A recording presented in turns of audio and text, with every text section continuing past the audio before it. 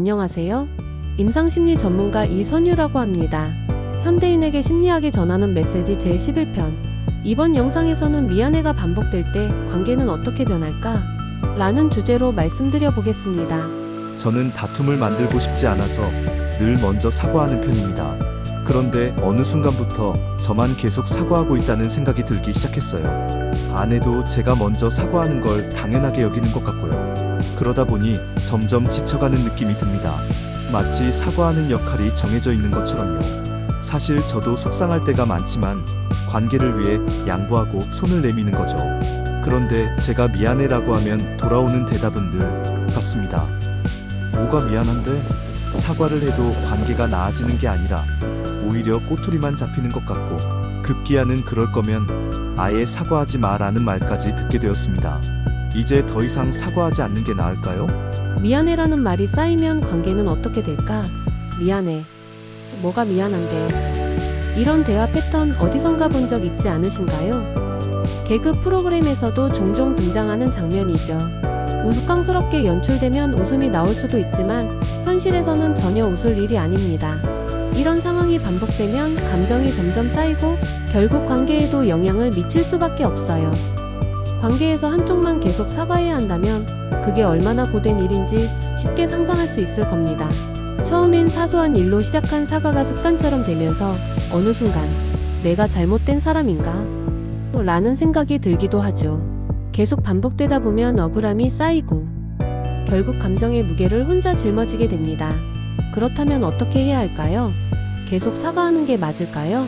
아니면 더 이상 사과하지 않는 게 답일까요? 미안하지 않을 땐 굳이 미안하다고 하지 마세요. 가장 중요한 건 진짜 미안할 때만 사과하는 것입니다. 더 큰 싸움을 피하고 싶어서, 분위기를 빨리 정리하고 싶어서 말이 길어지는 게 피곤해서 하는 사과는 사실 진짜 사과가 아닙니다. 그저 상황을 모면하기 위한 방어적인 태도일 뿐이죠. 문제는 상대도 이걸 금방 알아차린다는 겁니다. 그러다 보면 사과를 해도 관계가 나아지기는커녕 오히려 더 악화될 수도 있어요. 미안해 라는 말이 점점 가벼워지고 결국엔 아무 의미 없는 말이 되어버리는 거죠. 사과도 오남용하면 부작용이 생긴다. 아무리 좋은 약도 남용하면 부작용이 생기듯이 사과도 잘못 사용하면 관계를 망칠 수 있습니다. 첫 번째 부작용, 억울함. 맨날 나만 사과하는 것 같아 속이 상하고 상대방에게 괜히 미운 감정이 쌓이게 됩니다. 두 번째 부작용, 듣는 사람도 짜증난다. 미안한 것 같지 않은데 습관적으로 미안해를 반복하면 대화가 단절되고 감정적으로도 지칠 수 있어요. 예를 들어 미안해 대신 짜장면이라고 해보세요. 의미 없이 들리겠죠?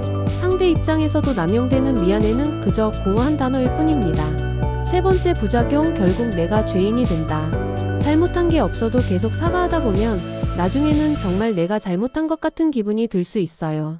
그러다 보면 자기 자신을 깎아내리게 될 수도 있습니다. 사과하기 전에 잠깐 멈춰보세요.